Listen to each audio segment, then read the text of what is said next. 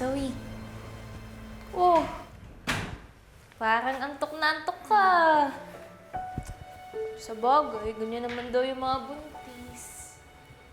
Laging inaantok. Ay, alam mo, Annalyn, iniisip ko pa rin si Chantal. Sobrang weird niya kasi. Alam mo, hindi kaya alam yung buntis ako. Ano niya naman malalaman? Hindi mo ba sinabi? Hindi. Siguro nga, di ba minsan gano'n na may matanda. Titignan ka lang tapos alam na nila na buntis ka. Alam mo yun, parang nafe-feel lang nila. Baka ganun lang, no? Actually, may ganyan din na kwento sa akin si Lola Susan eh. So, mukhang totoo nga. Oh well. As long as wala siyang proof, wala namang maniniwala sa kanya. Alam mo, Zoe, sa totoo lang naisip ko na hindi kaya magandang way to para maging close kayo ng lola mo. Kasi baka maintindihan niya yung pagbubuntis mo. Eh, Annalyn, ayoko nga sa kanya. Pwede ba, huwag na lang natin siyang pag-usapan.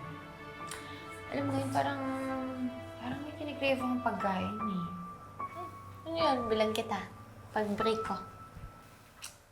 Parang gusto ko ng santol. Tsaka duhat. Zoe naman, saan naman ako kukuha niyan? Hindi niyan season ngayon. Eh, wala lang. Sinasabi ko lang kasi parang, alam mo yun, parang naglalaway ako for it. Ah, naglilihi ka. Siguro nga. O sige, susubukan kong hanapin ha. Mabilan kita. Thank you, Annalyn. Sweet mo talaga. Naman. Walang problema yun. Siyempre, spoiled sa akin yung pamangkin ko kahit nasa tiyan pa lang siya. Para paglabas niya, ako yung favorite ninang niya. Sa promise ha, secret lang natin to. Oo naman. Tayo lang nakakaalam na buntis ka. Ano mo, parang iba na pala yung gusto ko.